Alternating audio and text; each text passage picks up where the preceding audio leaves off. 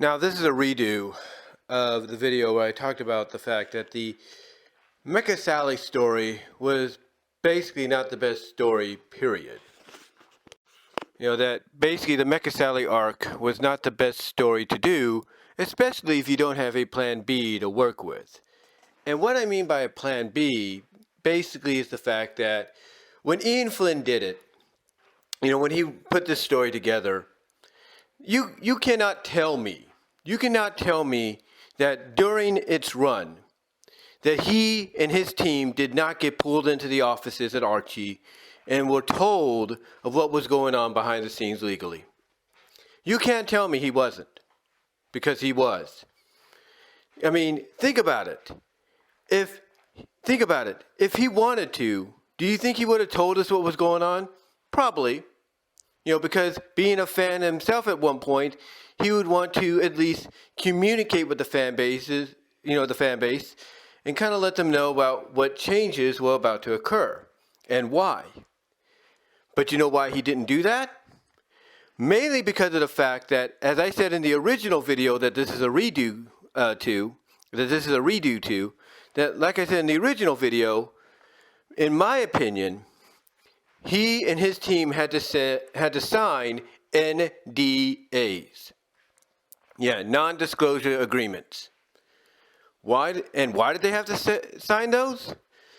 Because of the fact that they could not say anything as to why they had to make sudden changes. And what did this do to him? This caused him, in my opinion, to have to work on the fly. Him and his team had to work on the fly where issues were being produced and released and distributed, via subscriptions and by wholesale at bookstores and retailers. He had to, along with his team, on the fly, basically change things from the original plan. That's what he had to do. He had to change things from what he had originally planned to basically fit into what was now going to happen. I mean, I said in the original video, and this is the honest truth, if he truly cared about the fans and truly cared about getting this story to its conclusion, all he had to do was push any plans that he had waiting for around 250 to 300 or 275 or whatever the case was. All he had to do was push those forward and say, hey, this is our priority now. Let's get to the ending. Let's get to the conclusion. Let's get to Mecha Sally being restored back to Sally Acorn. Give her new look. Have them confront Eggman and then go from there. Or at least get her restored. End on somewhat of a bittersweet, semi-happy note. And then go into the crossover from 51 to 54 and use the little notes, the little annotates, if you will, in the square boxes of each issue that editors and writers like to use to tell us, hey, go check out this or go check out that, for full disclosure or for a full, idea of what's going on. They could have used those or even the first pages of the crossover with Sonic and Mega Man and state that, hey, this crossover takes place in another time, another place. If he would have done that, I don't think anybody would be complaining as much about the crossover, or how it basically just didn't feel like it made sense of where it would fit in with, with the main story of Sonic or with the main story of Mega Man. Because as far as I know, in Mega Man, even though I didn't read the comic, as much except for the crossovers, in Mega Man, everything just continued on as if nothing happened. In the Sonic book, you had to basically have some repercussions about what happened, but they were only briefly before you decided to go on a clean slate yourself, or at least try to. It's like all they had to do, and I think he realizes this, all he had to do was basically go from, go from his original plans of holding off until like 250, 275, and 300. All he had to do, ladies and gentlemen, was push those plans forward, work on them, restore Sally back to normal, give us that semi-happy, bittersweet ending, and then do the crossover, emphasize that it's another place, another time, and that they're taking a break from the main continuity, and then come back with issue 255, and then you could have done your Return of the Freedom Fighters, your Resurrection of the Freedom Fighters, and then you could have used that to lead in to your Sonic Unleashed story arc, World Shattered story arc, whatever you want to go with, and that's it. That's it. No trouble whatsoever, and you wouldn't have to worry about any reboots. You wouldn't have to worry about that. You wouldn't have to worry about the criticism behind that. All you would be doing is continuing things in the timeline that they were presented in. Now, I know people might be saying, well, if that's the case, he would need to address what happened to, Knuckles, Knuckles' family, his girlfriend, Julie Sue, the rest of the Echidna race being put through that portal by Thrash. He would have to address that. And I understand that. And I understand he would have to address that. But here is where Ian Flynn could, shine, in a very tragic kind of way, because he likes to do the tragic stuff sometimes. We know that. He likes to get dark. I mean, Mecha Sally the Mecha Sally arc, if you will, the Mecha Sally World Tour II Death Egg Mark II arc, along with the Metal Virus arc in IDW, are prime examples of the fact that he can get dark. And if you want him to get dark and really make Knuckles into a pissed off badass of Echidna that wants to, get revenge on not just Thrash, but also get revenge on Eggman, and even Fentivius, if you will, if they're allowed to use him, probably not. But basically get that revenge, if you will, on Thrash for what happened, as well as even take out his frustrations on Eggman for even allowing things like this to happen, or even, making the world shatter or whatever. If Ian really wanted a shining moment in the tragedy department, then you have Knuckles get close to the ring he needs to open up to the Twilight Cage, to free his family, to free Julie Sue and all of them, only for that ring to fall into a pit of lava. Yeah. Because we know that when the world was shattering apart in the comic, that there were bits of lava here and there, showing up. There were bits of lava showing up here and there. So what better way for, really to, kind of get around that in a loophole-ish way, keep yourself in the present timeline, than to have, Knuckles get close to that ring that he needs to open up the Twilight Cage, only for it to fall into, some kind of abyss or lava, never to be seen again, and then that's it. That's it. And then from there you could really,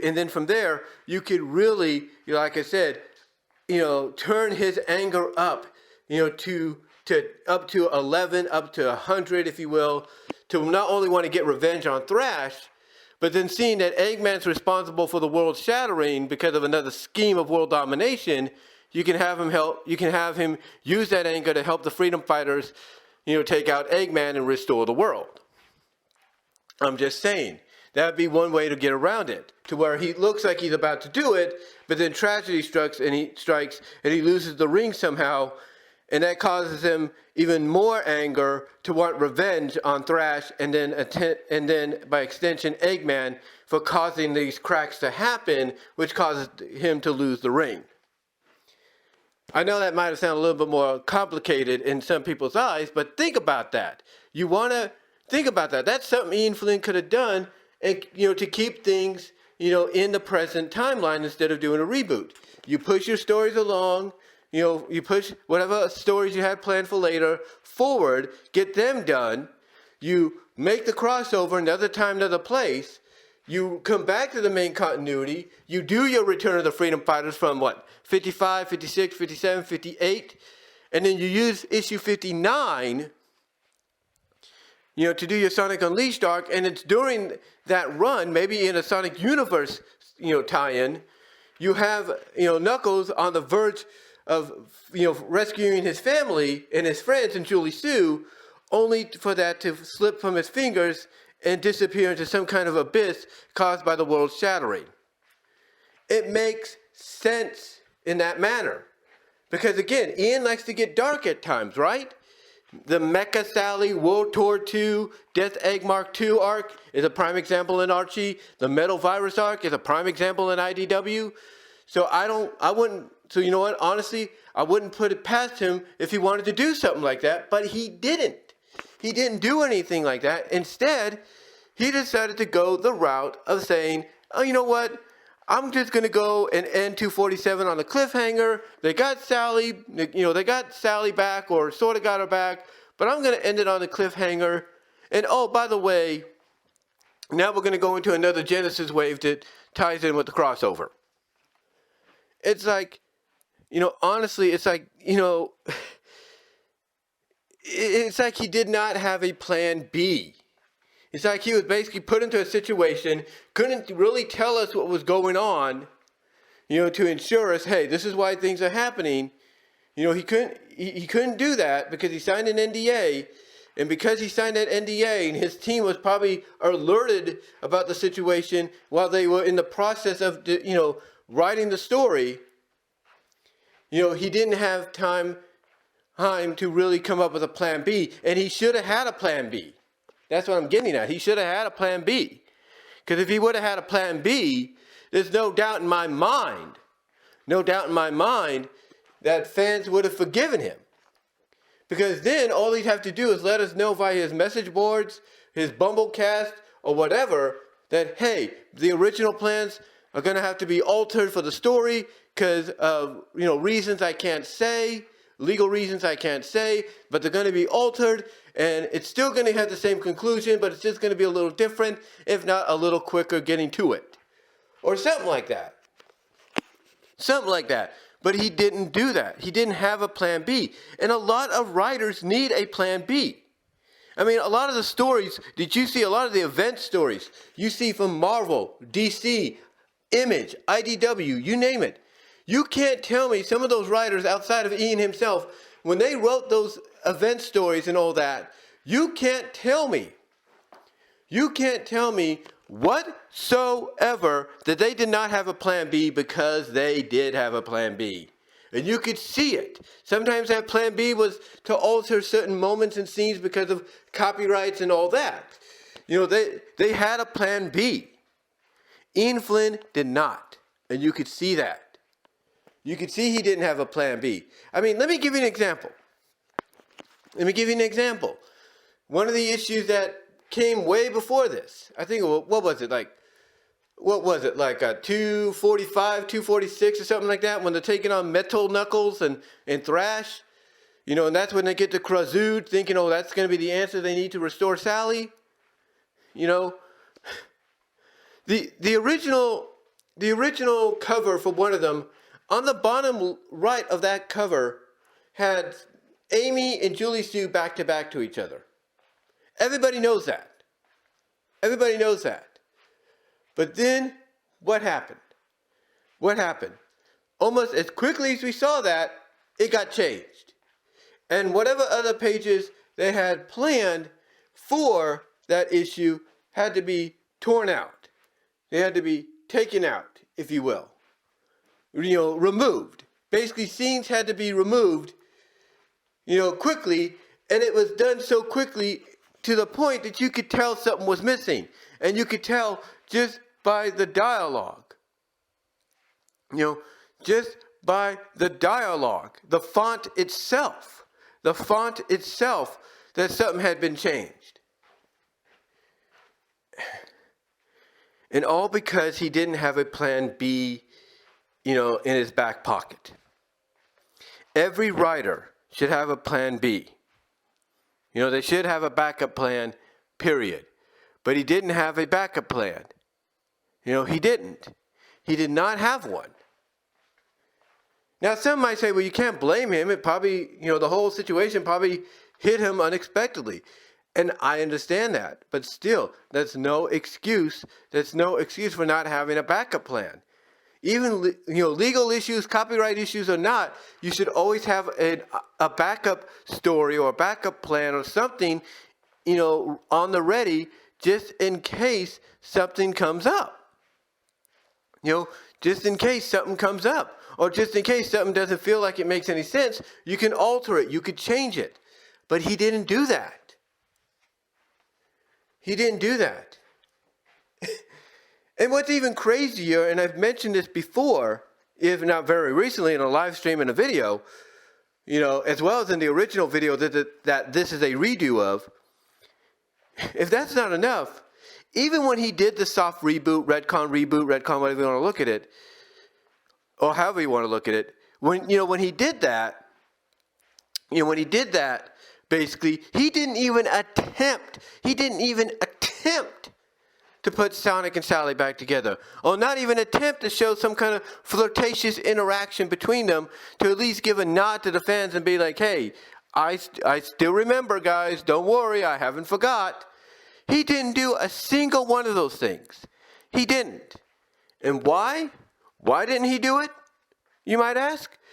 Because as I said before in the previous video, and I said in the live stream, it's because he looked at the fans and them not agreeing or understanding the difference between the comic book adaptation of the franchise and the video games, that in the comic books, things are going to be different, especially when it came to romantic shipping. And because of that, he said no more on Sonic and Sally, because apparently that was too much for him. But then again, why tease, or not tease, but why rebuild? Why take your time post Iron Dominion? Why rebuild issue after issue after issue after issue? Why rebuild with issue after issue after issue to them getting back together in 222? Why do that? Why do that? Huh? Only for what? For you to take it away from us, just like that. It doesn't make sense. It's like I said in that one video. It's like if you didn't want to put them together, then why didn't you just have her stay with Ken Khan, Monkey Khan, and have her use a warp wing to go back and forth with the Dragon Kingdom and her kingdom? It would have made more sense. But nope. He decided, yep, I'm going to rebuild them, and then I'm going to tear them apart. And again, not even once attempting to try to show some kind of attraction flirtatiously or whatever between the two in the soft reboot retcon, during the whole Sonic Unleashed World Shattered arc. Not once. Not once. Not once. Did he attempt to do that? And it's like, again, people wonder, people ask why even bother putting them together. It did not make sense to them. It didn't. It didn't make sense. I mean, look, if he wanted to tease a Sally and Nicole deal, that's fine. Like I said before, nothing against that. The LGBTQ community probably liked it. No offense to that. All due respect, if that's what he wanted to do, that's fine. I'm cool with it. I like it. But the point is, fans were cheering. In fact, one person at the Hitchhawks Can't Swim blog, which reviews a lot of the issues, even they said in their essay, in the blog, if you will, that people were cheering and rooting for these two to get together, and when it happens, it gets torn apart. It gets torn apart. And one of the reasons Ian Flynn says is because of the fans not being able to decipher the difference between the comics and the game. It's like, again, why even bother putting them together if you weren't going to keep them together? I'm just saying. And it's like, if that's not enough, he says he's going to let us know what happened. He tells us, I'll let you know what's going to happen in my Hedgehog Tales book. Don't worry, on my not book, but my last Hedgehog Tales section of on my Bumble King website. He says he's going to do that, but has he?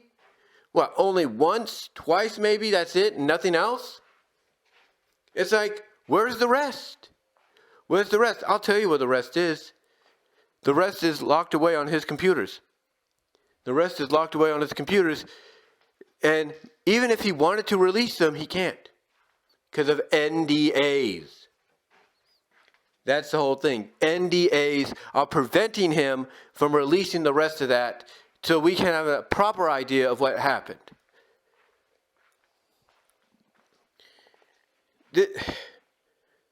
This story arc, as myself and many have said before, was not the best way to present Sally, was not the best idea for Sally as a beloved character.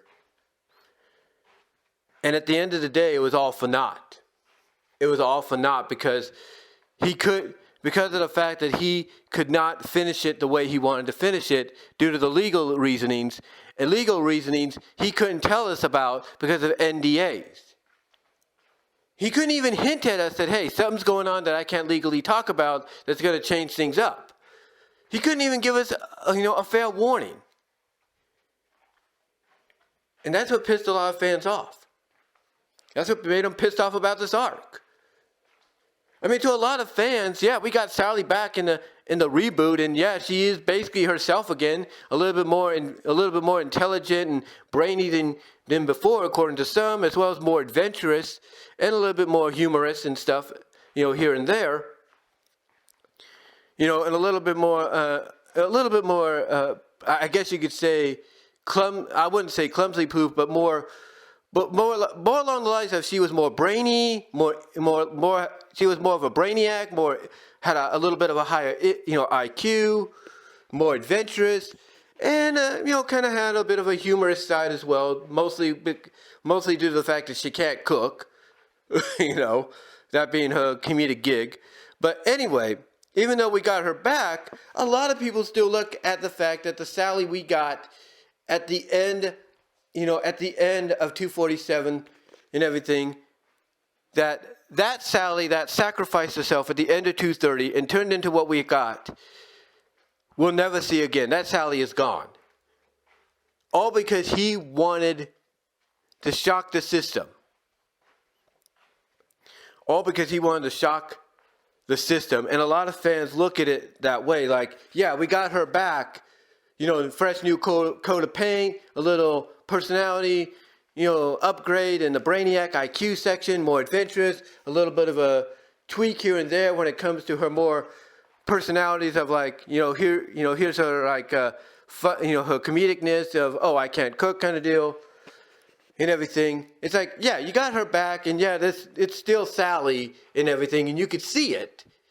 Just with a bit of a personality tweak here and there. But the Sally everybody knew and loved from the comics, from the very beginning, up to her getting her Satyam look and everything, in the comics officially, that Sally was gone. That Sally was gone. That's how they looked at it, and they've never forgiven him for that. I mean, yeah, he tried to rectify it by giving everybody back their memories, a la Nicole being the Deus Ex Machina key for the memories to be restored, and that's fine. Heck, even I called it when I saw that was going to happen. Even I called it. But you never had any final conflict. You never had her confronting Eggman, and that's the one thing fans wanted. Fans wanted her confronting Eggman, and maybe showing she still had memories of the old world and everything, and maybe showing he had memories of the old world still, and basically having her confront him for what he had her do. Maybe even threaten to take him out, only to maybe just chop off one half of his, one side of his mustache and tell him to leave and not come back, or something like that, or even arrest him. They didn't get that. They didn't get that. And that's what pissed a lot of fans off. Things like that. The thing is, in conclusion, All he had to do, all Ian Flynn had to do, ladies and gentlemen, was have a plan B in his back pocket, no matter what the circumstance, and go from there. And then once he found out what was going to happen, utilize that plan B, push whatever plans he had storyline-wise for later on to the front to be a main priority to be taken care of, and then go from there. That's it. That is all. That is all. Because I'll tell you, if I was him, I would have done that. And I know everybody listening to this would agree with that. I know that. But that's neither here nor there now. It's neither here nor there. But hopefully he's learned his lesson. Because, again, I understand you want to create your own magnum opus. You want to create your own event comic, and everything. And that's fine. The only difference, though, is when you do an event comic like Marvel and DC have done, you got to make sure you have plenty of comics that are going to tie into it. Not just 2 or 3. And that's it. You need to make sure you have plenty. Which is why some of the event comics are very popular. Controversially at times, but also very popular. Because they have plenty of comics to work around it, to tie into it. When it comes to something like this, and even the Metal Virus arc, yeah, that's not going to fly. Because sooner or later, people are going to get sick and tired of it. Because of its repetitiveness. And that's it. People are going to get sick and tired of it because of its repetitiveness. So hopefully he's learned his lesson after not just it, but after not just this, arc, this abysmal arc, as some would look at it, but also the Metal Virus arc. Hopefully he's learned his lesson, and we never see him trying to attempt another long damn story arc ever again. The short ones, that's good. But anything outside of that, yeah, that's not his forte. But anyway, though, guys, I wanted to do this redo and once again get a lot of this off my chest. Let me know what your thoughts are down below in the comment section below. I do apologize for the original being a little muffled at times. That is my fault. I should have used an external microphone on that. But give me your thoughts. Love to hear from each and every one of you. And until next time, I am out.